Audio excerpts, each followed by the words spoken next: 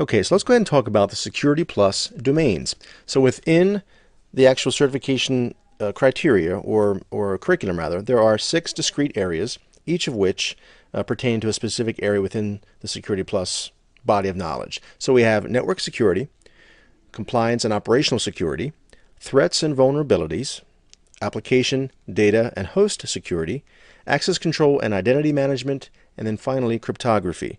So let's go ahead and take a look at a little bit of an overview of what each of these contain. And of course, throughout the rest of these videos, we'll dig into each of these sections in much more detail.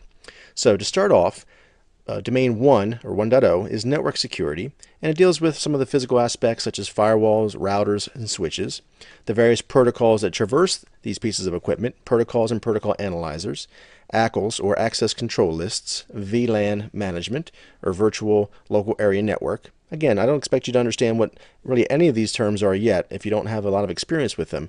But believe me, by the end of the course, each of these will make sense. And as we go through and introduce a new term or a new acronym, I'll be sure to take a moment, pause, and define what that is. So at this point, I'm just giving you a bit of an overview. Domain 2.0 deals with compliance and operational security, such things as control types, risk calculation, SLAs or service level agreements, change management, incident management, things along those lines. Domain 3.0 deals with threats and vulnerabilities, dealing with malware, viruses, personally identifiable information or PII. You may have heard the terms PII or PCI. These things deal with keeping information secure. Attack types such as DDoS or distributed denial of service attacks, social engineering, which you mentioned just a moment ago, phishing attacks, spear phishing, so on and so forth.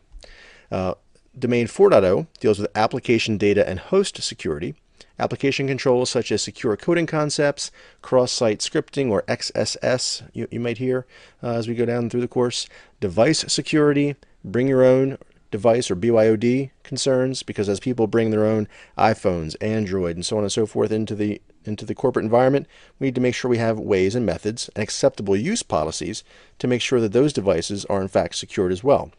Because as we know, if somebody has their own phone, we can, some technologies allow us to segment that off and basically carve out a piece of that phone or that mobile device for corporate use and still allow the person to maintain some control over their personal information. Sometimes not. So it really depends on the device itself. But we need to, as an organization, make sure that we have the ability to either cordon off, quarantine, or wipe that device if it's lost or stolen or somehow compromised. So all these things kind of fall into that acceptable use policy. And then domain 5.0 deals with access control, identity management, Radius, TACACS, Kerberos, LDAP. Again, all things that I don't necessarily expect you to have a deep familiarity with yet, but you will. These are all ways to control access, whether locally or remote via VPN, so on and so forth.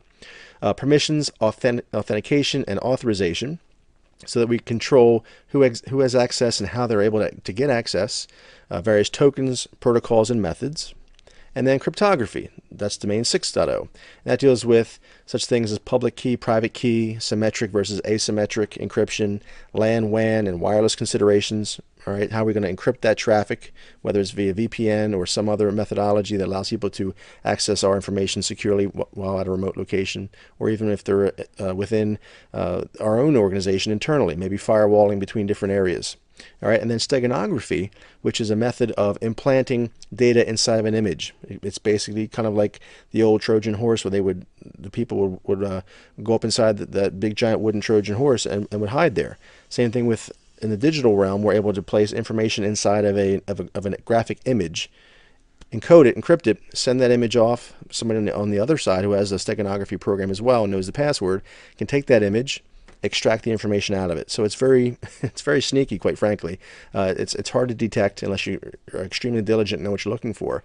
And again, this all falls back to acceptable use policies, what's allowed, what's not allowed on the organization and on the corporate network. So we'll go through all of these things throughout the entire series. However, in this course, we're covering domain 1, which is network security.